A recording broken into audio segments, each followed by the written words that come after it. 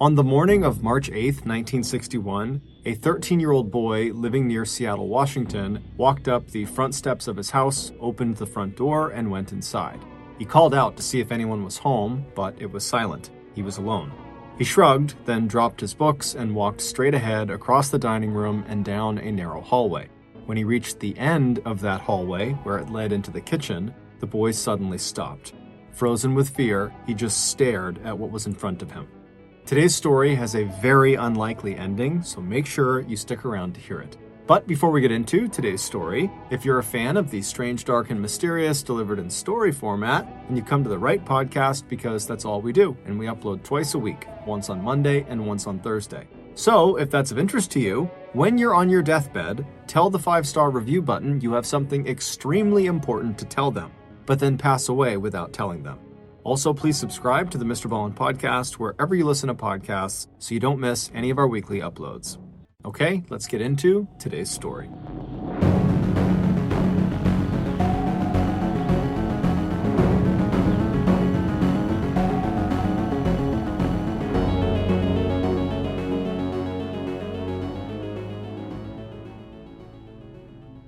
When Mary Kelly was still just a little girl, her two older sisters nicknamed her Mary Sunshine.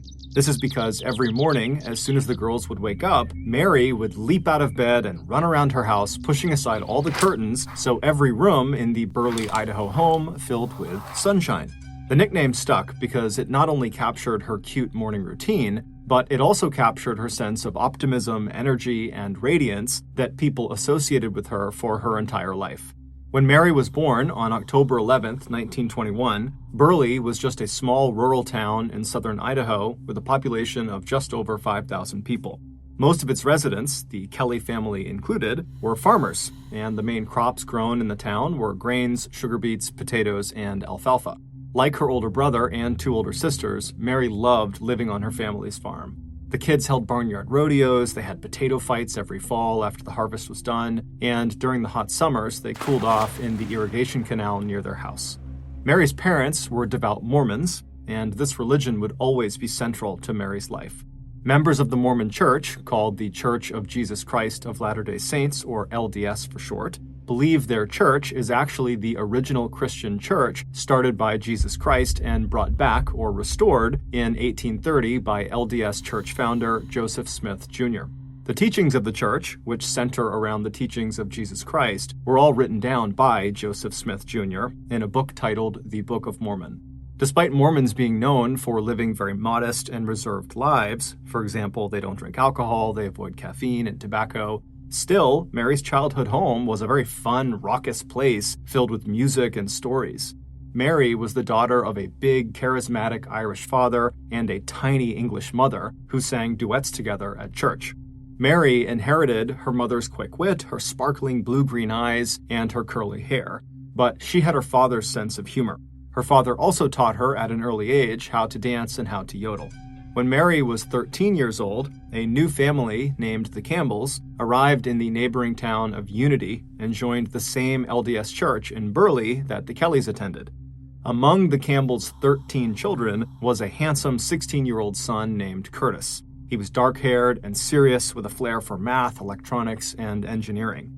By the time Mary was 16 and Curtis was 19, they had fallen in love. And the next year, in 1938, the two of them got married. Over the next 14 years, Curtis and Mary moved more than 6 times.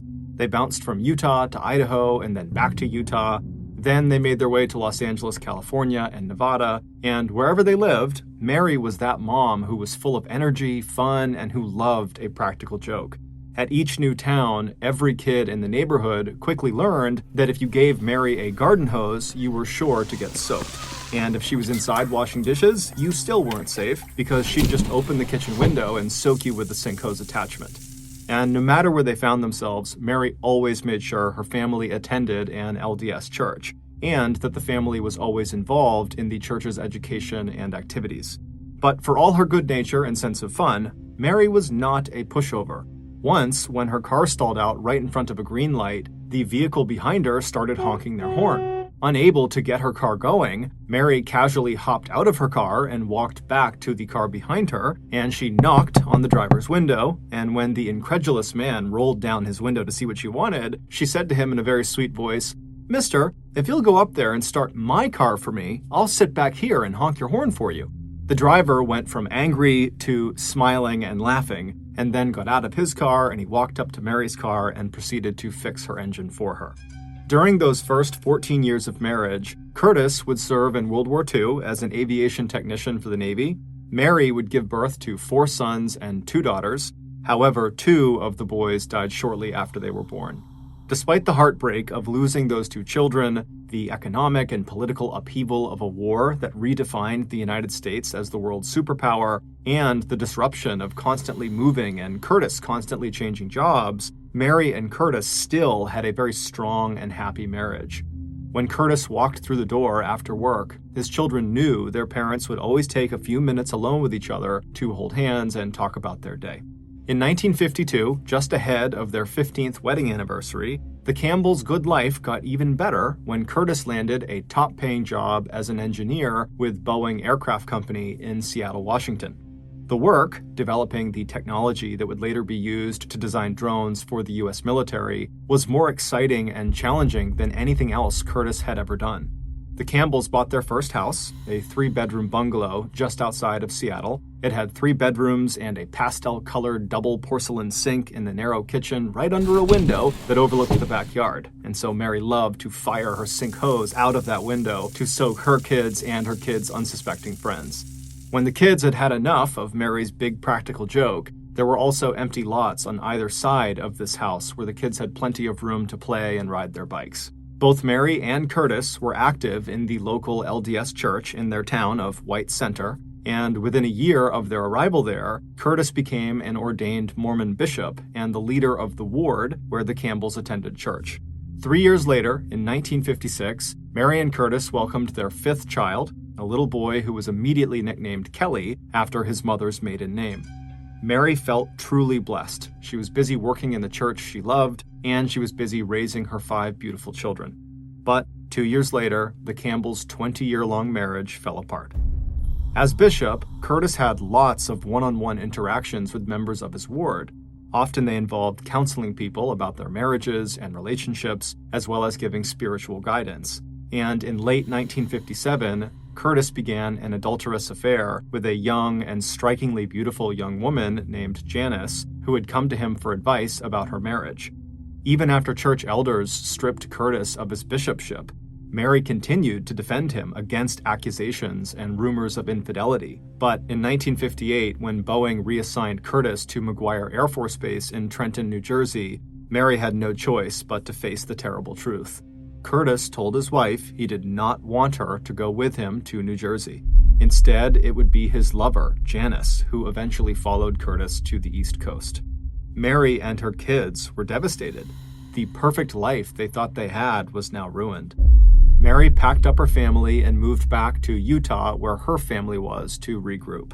In letters to her sister, it was clear that Mary had made up her mind that she'd rather, quote, paddle her boat alone than accept anything less than a committed and faithful marriage. But that didn't mean Mary was opposed to the idea of reconciliation with Curtis. And it didn't take Curtis very long to see the damage he had done to himself and his family. Shortly after she moved to New Jersey with him, Janice left Curtis and went back to her parents' home in Utah, and so Curtis, now all alone, fell into a deep depression. Despite feeling betrayed and hurt by him, Mary was very worried about Curtis. So after nearly a year of being separated, when Curtis began to reach out to Mary and tell her how much he missed their life together, Mary was open to moving with the kids to New Jersey to be with him again. And in the spring of 1959, the Campbell family was reunited. And 1 year later, when Boeing sent Curtis from New Jersey back to Seattle, Mary would bring with them a 6th child, a baby boy, and Curtis would buy Mary her dream home, a big 2-story farmhouse 20 miles south of Seattle.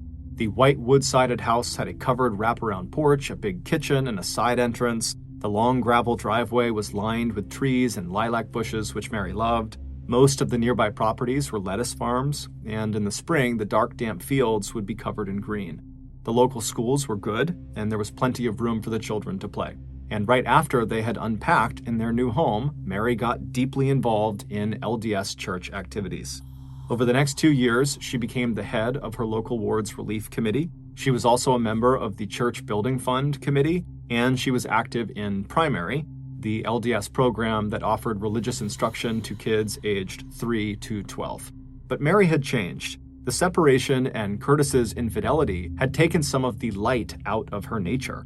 It had also made her very sympathetic to the plight of divorced or single women. So in 1960, a year after they were back in Seattle in a little town called Kent, when the ward bishop asked Mary and Curtis to help counsel and support a young single mother who had just joined their ward and didn't know anyone, Mary was very quick to say yes. 26-year-old Thelma Ann Swenson was grateful for Mary and Curtis's help. 10 years earlier, she had moved to Utah from her hometown in England and married a Mormon from Salt Lake City.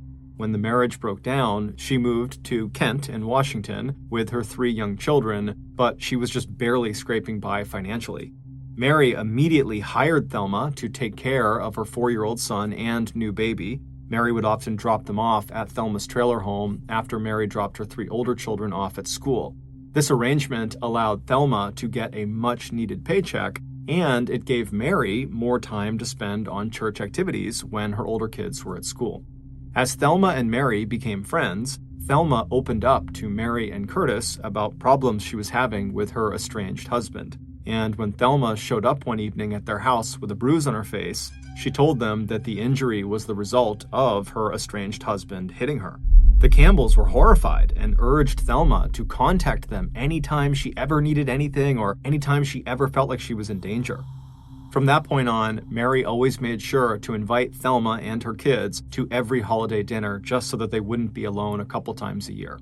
On the morning of Wednesday, March 8th, 1961, so roughly 1 year after Mary and her family had moved back to Seattle to the town of Kent, Mary was up early, as usual, cooking breakfast for her kids and making bologna sandwiches for their bagged lunches.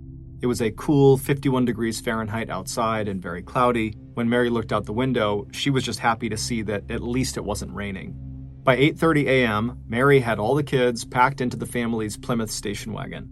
The first real baby car seats wouldn't be invented until the next year, so Mary just made sure the kids used their seatbelts, and she settled the baby, Russell, in the front passenger seat. Just before 9 a.m., she dropped her 3 older children, Scott and Janelle and Patty, off at school.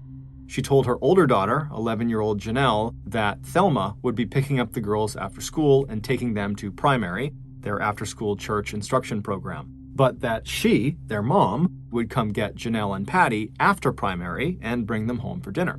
Scott was 13 years old, which meant he didn't go to Primary anymore as the age cutoff was 12, and at the age of 13, his parents had allowed him to begin walking home after school on his own. After smiling and telling her son she would see him after school, Mary looked behind her and checked that her 4-year-old Kelly was still belted in the back seat, and then she turned to the front seat to make sure her 7-month-old baby, Russell, was still secured in that seat. Then Mary looked one more time at her older kids as they walked into the school building, and then she pulled away from the curb out of the parking lot and headed for her church, where she had 2 meetings that day. Shortly after walking into the LDS church, Mary turned and saw Thelma walk through the front door as well with her own young kids. Thelma shook off the hood of her coat and ran her fingers through her short dark curls that were damp with Seattle's constant mist. She'd once told Mary that she thought she'd left all the rain and clouds behind her when she moved away from England, a place notorious for its wet weather.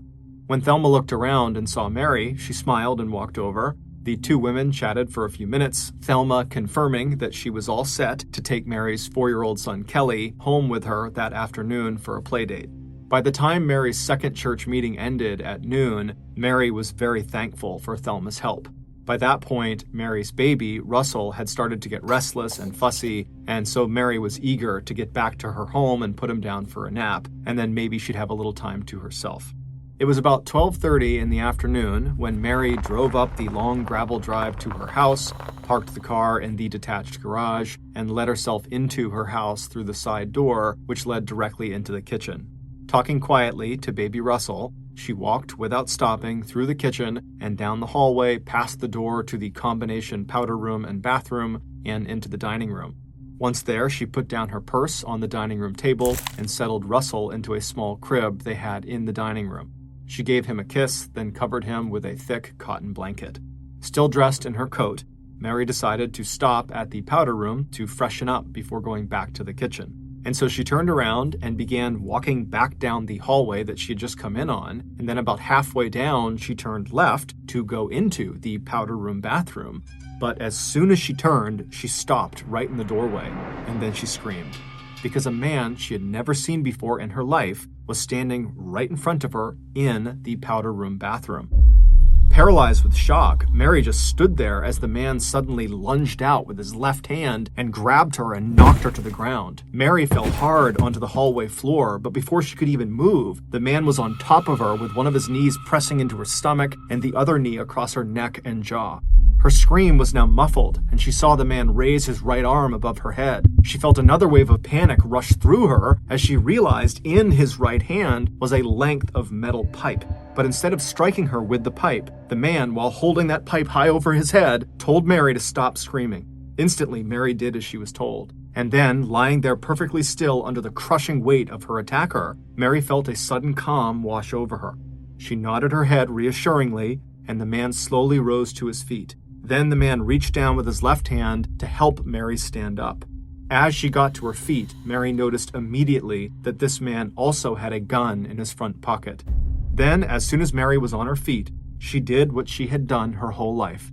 She called on her faith and looked at the man in front of her not as a monster, but as a human being. She took a moment to compose herself, pulling the skirt of her dress down and pushing back the hair that had come out of its clips. She straightened her glasses, she took a deep breath, and then she looked up at the man who was now just standing there awkwardly with his arms and his metal pipe down by his sides. She had never seen this person before. He was young, in his early 20s, with shaggy hair that fell across his pale, soft face, and he was huge. Not only tall, but very big and heavy. Mary let out a deep breath and then said, "What do you want?" The man seemed eerily calm. He told her that he was there because he needed money. The only cash Mary had was in her wallet, which was in the dining room. She told the man as much as she headed past him down the hall in that direction. The man followed behind her and then stood without saying anything while she opened her purse, took out her wallet, and then laid the 3 $1 bills that were inside along with some change on the dining room table. She also pulled out her credit cards and driver's license, laying them on the table as well, and then she also just said to the man, anything of value in this house, it's yours. Even though this man had said he wanted money, the only item that he was interested in was her driver's license. He reached out and grabbed it, looking carefully at the typewritten name, then turning to her with his first question. "Are you Mary Campbell?" Mary nodded. "Yes, I am." And then, as this was happening, the thing Mary was most worried about happened. In the crib, just a few feet away from them, Russell started crying. Mary silently prayed that the man would not hurt her child, and he didn't. As he stood there, still staring at her license, he casually told her to go take care of her baby. Feeling an enormous sense of relief, Mary turned away from the man and stepped quickly to the crib. She reached down and picked the baby up and rocked him for a second, all the while glancing across the room at the man who had just put her license back on the table and was now emptying out the other contents of her purse onto the table. Mary changed Russell's diaper, and then she laid him carefully back down in his crib. Then, Mary told the stranger very gently that her baby was going to keep crying if she didn't feed him, and so she really needed to go into the kitchen and make Russell a bottle. While that might have been true, in reality, all Mary was thinking about in that moment was just getting this intruder away from her baby. So she asked the man if he would like to join her in the kitchen as she makes the bottle, and maybe she could fix him something to eat as well. The man agreed, and the two walked down the hallway to the kitchen. Mary first, the man after her. While Mary prepared the bottle of milk, the man stood quietly in the middle of the kitchen without saying a word.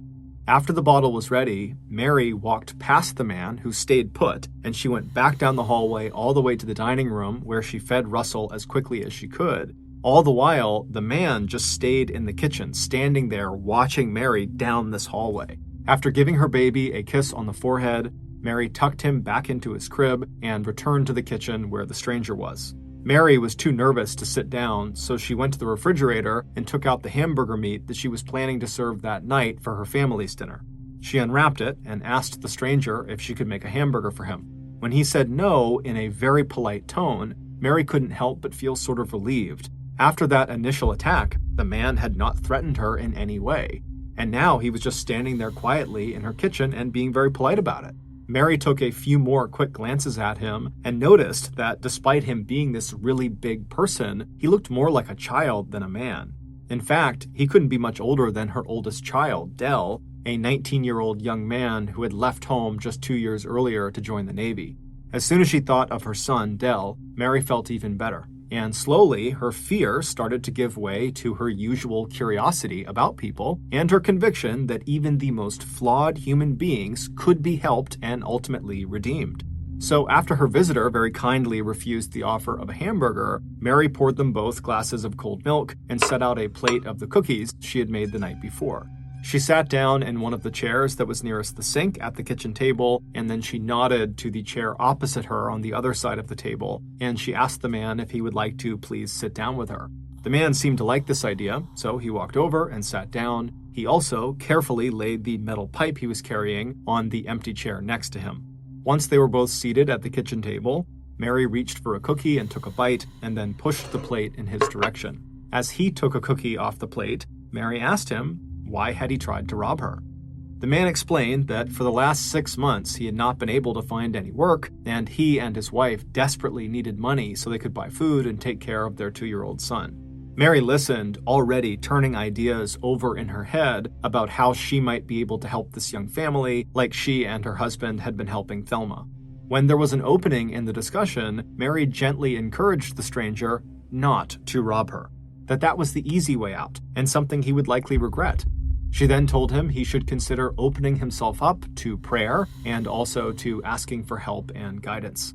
They chatted for a few more minutes over the milk and cookies. Then suddenly, the man asked Mary if she would like to go upstairs with him and see what he had done to her house. She couldn't tell if he was proud of what he did or if he felt bad and just wanted to show her. Clearly, there was something off about this man, but he didn't seem like he wanted to hurt her, and she didn't want to make him angry again, so she said, okay. And together they headed up the stairs.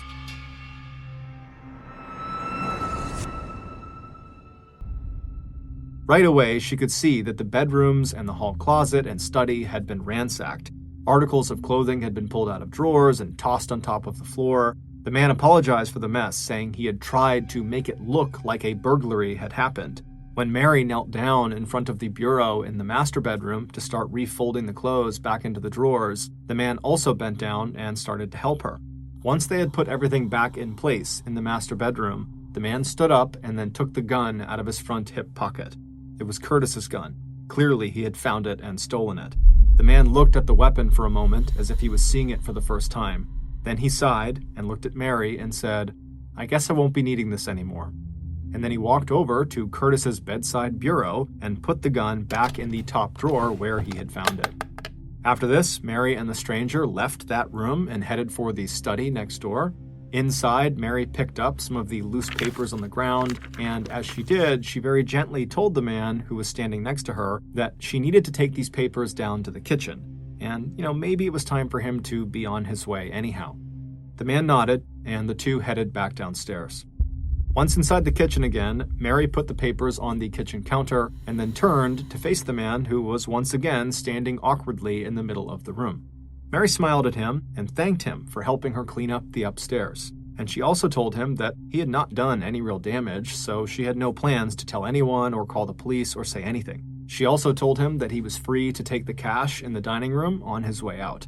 Then she stepped forward toward the table, and as casually as she could, she picked up the length of metal pipe from the kitchen chair and bent down and placed it under the table out of reach. The man watched her do this. Then, after a pause, he asked if she might be able to give him a ride away from her house. Mary sat down on one of the chairs for a moment, just wishing now that this man would leave. She took a deep breath, and then she looked up at the man who had now moved to the side door of the kitchen that opened into the side and backyard. Mary looked at him and said, "No, I can't give you a ride." Then Mary stood up and walked over to the door with him and pointed through the window on the door to an outside white gate on the edge of their property. And she told him that if he went through that gate and crossed a wooden plank that led over a stream and into the woods, that no one would see him leaving. The man stared at Mary for a few seconds, and then he thanked her for the milk and cookies, and then he looked down kind of sheepishly and said he was sorry that he had hurt her, and then he turned and reached for the doorknob. Mary felt a flood of relief wash over her. She immediately began running over the crazy story she would tell Curtis that night when he came home and they sat together on the couch in the living room talking about their day. Later that same afternoon, Thelma arrived at the schoolyard to pick up Mary's daughters, Janelle and Patty. Scott, happy he had aged out of primary religious education classes, had already started the walk home to his family's farmhouse. There was barely enough room in Thelma's old car for the two girls. They had to squeeze in alongside their little brother Kelly, as well as Thelma's kids who were ages 7, 5, and 3. Janelle was annoyed when Thelma said that she would be back in about an hour or so to pick them up, not their mother. Apparently their mom had called Thelma to arrange a last-second swap because their mom was tied up with something. Janelle didn't care about the last-second swap or getting a ride with Thelma. She just hated how crowded it was in Thelma's old car and didn't want to have to get back in. But Janelle just shrugged and hopped out of the car and began steering the younger children towards the door of the church. Sure enough, about an hour later at 5 p.m., Thelma was waiting outside for the kids, and all 6 of them piled into her tiny car. But instead of Thelma turning south towards their farmhouse, Thelma drove north. When Janelle asked where they were going, Thelma told the kids they were going to her house to meet up with their older brother Scott and Bishop Owen, who was the LDS bishop for their ward. Janelle shrugged again. She had no idea why her brother was at Thelma's, but she didn't care about that. Mostly, she was just feeling irritated as she jostled with her 9-year-old sister Patty for a little more elbow room. As they pulled into the drive leading up to Thelma's small, shabby 2-story rental house, Thelma parked next to Bishop Owen's car and then opened the heavy back door of the car to let all the kids out. When they walked through the front door into the small living room, they saw Bishop Owen sitting on the couch holding 7-month-old Russell.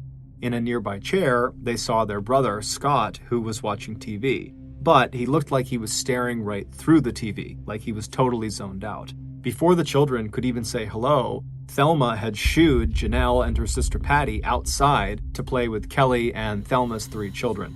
About an hour and a half later, around 7 p.m., the kids were still outside and it was getting dark and chilly when Patty complained that she needed to use the bathroom. Janelle walked to the back door of the house only to find it locked. Cold, tired, and hungry, Janelle was certain this locked door was the work of her annoying 13-year-old brother Scott, and she immediately started rattling the doorknob and yelling for him to come and unlock the door and let them in, or she was going to tell their mother. But when she and the other kids heard the bolt pull back, it wasn't Scott standing in front of them, it was Bishop Owen. He stepped aside and all the kids streamed in. Patty headed for the bathroom, while Janelle went straight to the living room to glare at her brother. But when she finally planted herself directly in front of the TV he was watching, she saw right away that something was very, very off about him. Before she could ask him what was wrong, through the window she caught sight of something moving outside. When she turned to look, she saw her father's car pull up next to Thelma's car, and behind her father's car she saw 2 police cars, the single-dome lights on the roof of each one flashing bright red. Several hours earlier, Mary's son, Scott, left Meridian Junior High School just ahead of his sisters and began the walk home. The walk took about 30 minutes, and at 4 p.m., Scott turned off the main street and started walking down his family's long driveway. As he passed by the detached garage, he noticed his mother's station wagon was gone. Scott thought to himself, if his mom and baby brother were not home, maybe he could just go inside, drop his things off, and then head right back out again and go see his friend, Larry Smith, who lived in the house next door. When Scott walked into his own house through the front door, he reflexively called out for his mother, but there was no answer. However, when he passed through the living room into the dining room, he saw his mother's purse laying on the dining room table with her driver's license and credit cards spilled out next to it. Then he noticed his mother's coat hanging over the end of the baby's crib, and perhaps most surprising, he saw his 7-month-old brother, Russell, in the crib fast asleep. If Russell was here, then his mother surely had to be here too, which was strange since he hadn't seen her car. But regardless, he moved towards the bottom of the stairs and called out again for his mother, but still, there was no answer. The big house was totally quiet. Scott put down his things on the dining room table and headed down the hallway for the kitchen. On the way, he glanced into the powder room, but no one was inside. When he reached the end of the hallway and looked into the kitchen for the first time, he froze. What he saw inside of it was so terrible, he couldn't even begin to process it. There, on the floor, was his mother. Under her head was a red velvet cushion taken from the living room couch. Blood had gushed out of her mouth and formed a huge puddle under her head. There were dark bruises like a collar around her throat. Her blood-soaked, dark red hair looked black. Her eyes were wide open and staring, and her glasses were on the floor next to her. Scott started backing away. He knew without being told that his mother was dead. Then he turned, stumbled, and ran down the hallway, back through the dining room, past his brother, and out the front door. Once outside, he ran along the pathway behind his house to his friend Larry's house. Bursting through their back door, Scott found Larry's mother and frantically explained what he had just seen in the kitchen. As Mrs. Smith picked up the phone to call police, Scott suddenly remembered that he had left his brother, Russell, in the house. Ignoring Mrs. Smith's questions, Scott ran back to his own farmhouse and into the dining room where he saw his brother still laying in his crib fast asleep. He carefully lifted Russell out of his little bed and then sat down on the living room couch, holding the baby until police and the local doctor arrived. When police did arrive, they led Scott, who was still holding his brother, back to the Smith's house next door, where Scott called his father at Boeing. After he was off the phone, one of the police officers asked Scott a few more questions about what he had seen. Then the officer drove Scott and Russell over to Thelma's house, where Bishop Owen was waiting for them. When Scott stepped inside of Thelma's house, Bishop Owen took the baby from Scott's arms and began rocking him, and then he settled Scott into a chair and turned on the TV. Scott said nothing. He just sat there staring at the TV with no expression at all on his face. Back at the Campbell's farmhouse, the doctor confirmed that Mary was dead. She had been strangled and hit on the head 3 times. And when the doctor picked up the pillow that was underneath her head, he noticed a small hole in the pillow with singed edges in the fabric and realized someone had clearly fired a gun into this pillow. And when they examined Mary's head again, they noticed there was a gunshot in her left temple.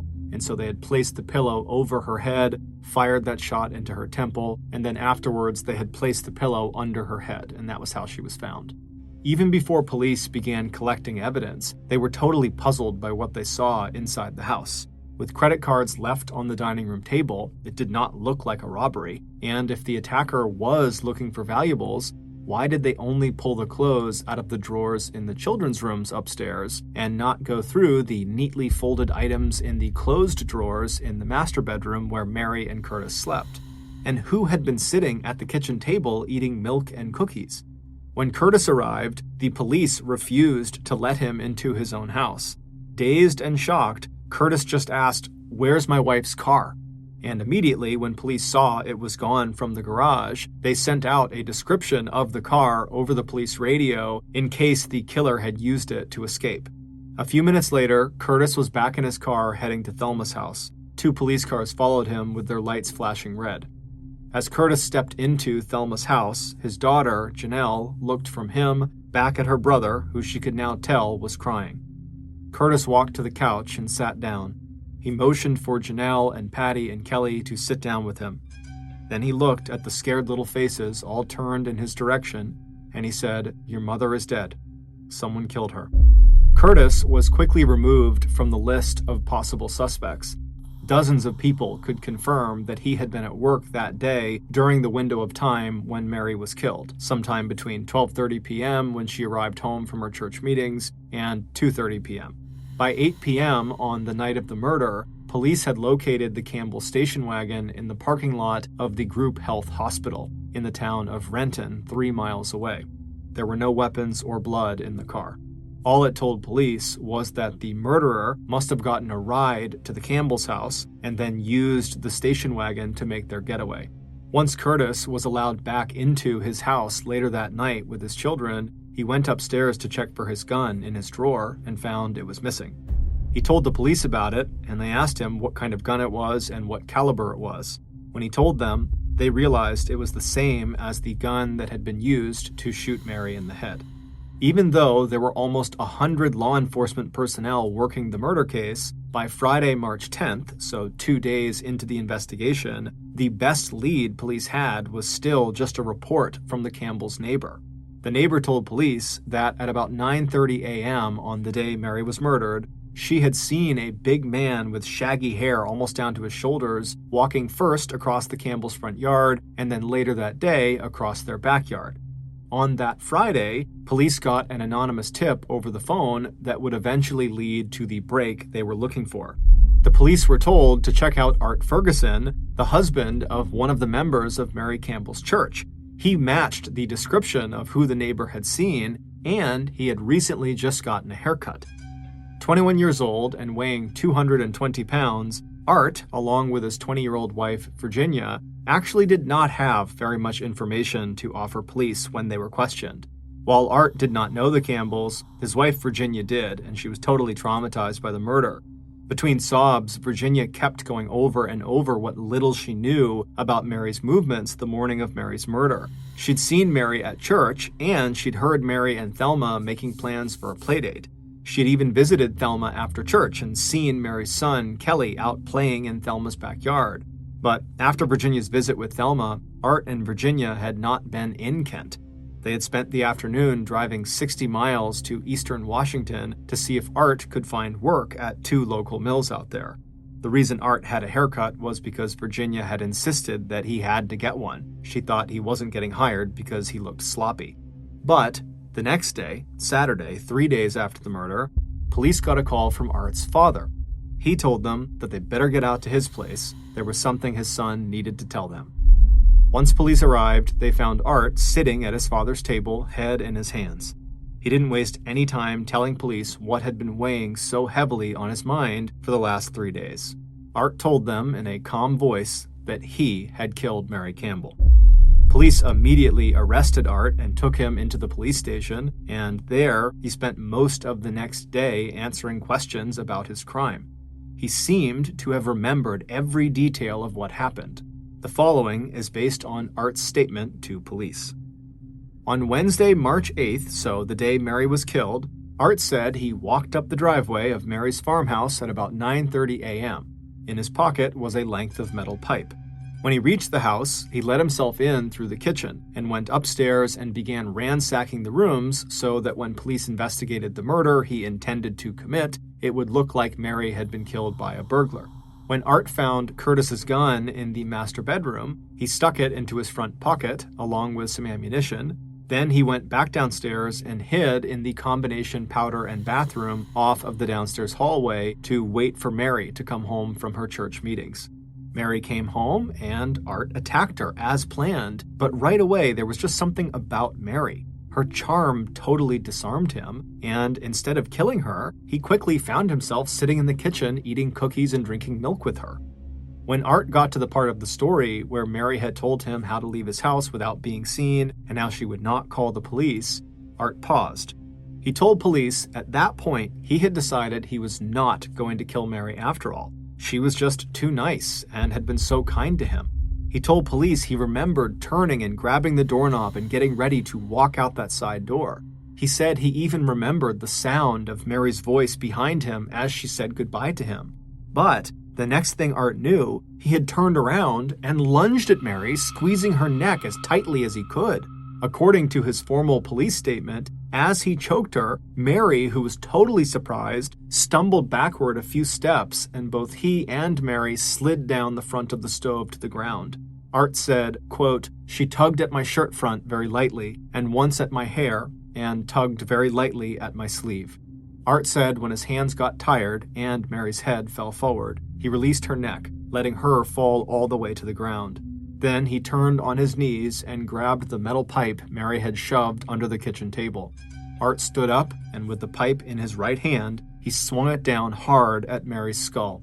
He hit her 3 times until blood began to flow out of her mouth.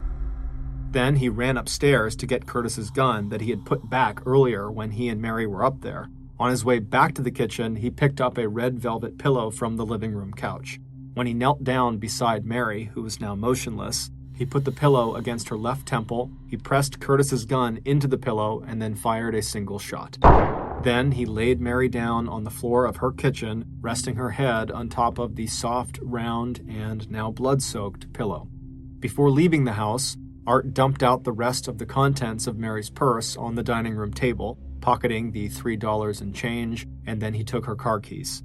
Art stepped out of the farmhouse and entered the Campbells' detached garage. He got into Mary's station wagon and then laid the pipe, the gun, the gloves he was wearing, and his jacket on the seat next to him. Then he turned Mary's car on and drove down the driveway out onto the main road. On his way to the hospital parking lot in Renton, where Art would leave the car and drive home in his own vehicle that was parked there, he stopped along an empty stretch of road near the Puget Sound, and he threw the gun and pipe out into the woods. Art's story explained every strange circumstance about the crime scene that had left police baffled, from the milk and cookies left on the table, to the ransacked bedrooms, to the baby sleeping unharmed in his little bed. But what it didn't explain was why Art had killed this mother of 6, who he didn't even know. Art's bizarre answer to that question would lead the police to another person, the person police would accuse of being the real mastermind behind this murder. On March 8, 1961, the morning of the murder, while Mary was busy dropping her kids off at school and then heading for her church meetings, Art was waiting next to his car in the parking lot of the hospital in Renton, about 3 miles away from Mary's farmhouse.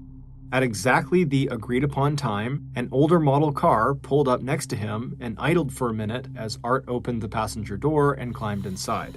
The driver of the car asked Art if he was ready to go and whether he needed to take one more look at the map. Days earlier, the driver had made a hand-drawn map showing a detailed layout of the Campbells' farmhouse. Art had been told to memorize it, along with the usual route that Mary Campbell took through her house when she came home with her baby. Art was feeling nervous and thought looking at the map again might calm him down. The driver handed him the piece of folded paper. As Art sat there studying it, he tried to use the memorization technique the driver had taught him that would apparently sear the image into his mind. Meanwhile, the driver put the car in gear and pressed the gas pedal. On the way to the Campbells' farmhouse, the driver stopped and bought 2 gallons of gas at a gas station and paid by check. When they arrived near the entrance to the Campbells' long gravel driveway, the driver took back the hand-drawn map. They made sure Art had his piece of metal pipe inside of his jacket pocket, and that Art knew exactly where to find Curtis Campbell's loaded pistol. The driver also told Art to be sure he used a pillow from the couch to silence the sound of the shot that Art would eventually fire directly into Mary's temple. Art nodded. Just before he climbed out of the car, a pink and black truck passed by them on the main road. Art's driver only watched Art for a few seconds as he walked up the driveway toward the farmhouse. Then the driver checked their watch and turned the car around and pulled back onto the road and started heading for their next stop. About 3 hours later, at 12:30 p.m., when Art ambushed Mary inside of her house, Art's driver was standing in a different house in front of a kitchen clock, watching the minute hand with intense concentration. The person standing next to the driver would later tell police she could make out the words the driver was speaking as they stared at the clock. "Do it, do it, do it," they said. An hour later, the driver again looked at the clock.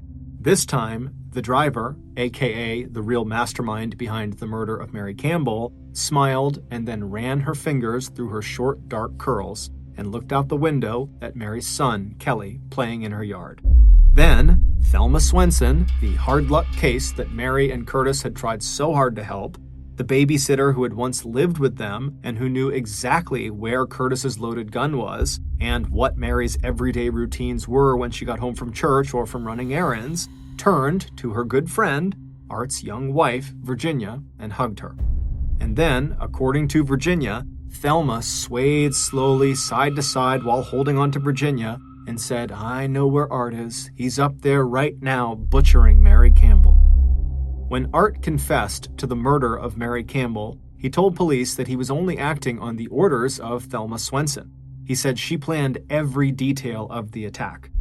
Art, who was mentally challenged and highly suggestible, claimed that he had been manipulated by Thelma into believing Mary Campbell was an evil person. In terms of getting him to commit the actual crime, Art said Thelma had used hypnosis. And when police checked local town library records, they would see that Thelma had checked out several books on mesmerism.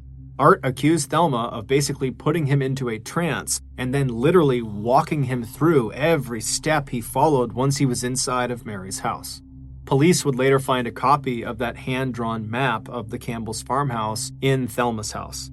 The gas station attendant who took Thelma's $2 check on the morning of the murder, and later the driver of that pink and black truck that had passed by, would both confirm that they saw Art in Thelma's car the morning of the murder. According to Art's wife, Virginia, Thelma had drawn her into the plot as well. Virginia told police that Thelma had met with both her and Art and asked them how they would go about killing someone and not getting caught. It was through these conversations she was having with Art and with Virginia that Thelma began to put together a plan to murder Mary Campbell.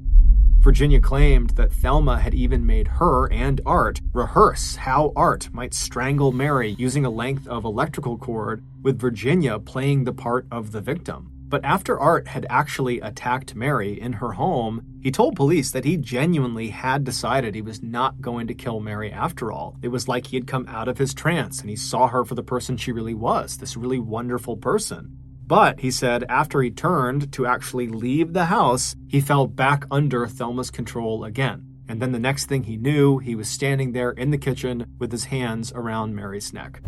It would turn out Thelma had a history of psychiatric problems and had been hospitalized twice. Once following a diagnosis of schizophrenia, a mental illness that can cause episodes of psychosis, delusions, and paranoia. Her estranged husband, who had never physically abused Thelma, would also testify that she was a pathological liar. According to Art and Virginia, far from being grateful to Mary for her help and support, Thelma had developed a deep hatred of Mary. She blamed Mary for the breakup of Thelma's own marriage, which didn't really make any sense, but she did, and even claimed that her estranged husband was the father of Mary's 7-month-old baby, even though the baby had been born in New Jersey before the Campbells had even met Thelma. Police also investigated the possibility that Thelma was becoming obsessed with Curtis and saw Mary as an obstacle to Thelma pursuing that relationship. For his part, Curtis had already begun to suspect that Thelma was mentally unstable and that she was using makeup to fake the bruises that she claimed were the result of her estranged husband's physical abuse. For these reasons, in the weeks leading up to Mary's murder, Curtis had told Mary that they really should break off their friendship and involvement with Thelma. However, Mary wouldn't hear of it. She believed Thelma needed them and Mary did not want to abandon her. On September 23, 1961, just 6 months after Mary's murder, both Art Ferguson and Thelma Swenson were found guilty of first-degree murder and sentenced to life in prison. But that was not the end of this murder case. 2 years later, on June 6, 1963, the Washington Supreme Court overturned the conviction against Thelma and ordered a new trial for her. 5 months later, a new jury would acquit Thelma of all charges. While the court denied Thelma's request for custody of her 3 children, Thelma would go on to marry again and have a second set of 3 children before divorcing her second husband and taking those 3 children with her. In her memoir about her mother's death, titled The Multiple Murders of Mary Kelly Campbell, Janelle Campbell writes that as of 2021, Thelma Swenson was still alive. Out of deference to Thelma's family, the author does not include any details about Thelma Swenson's current life or location. Thank you for listening to the MrBallen podcast. If you got something out of this episode and you haven't done this already, when you're on your deathbed, tell the 5-star review button you have something extremely important to tell them, but then pass away without telling them. Also, please subscribe to the MrBallen podcast on Spotify, Apple Podcasts, Amazon, Google, and anywhere else you get your podcasts. This podcast airs every Monday and Thursday morning, but in the meantime, you can always watch one of the hundreds of stories I have posted on my YouTube channel, which is just called MrBallen. If you want to get in touch with me, please follow me on any major social media platform and then send me a direct message. My username is just @MrBallen, and I really do read the majority of my DMs. Lastly, we have some really cool merchandise, so head on over to shopmrballen.com to have a look. So that's going to do it. I really appreciate your support. Until next time, see ya.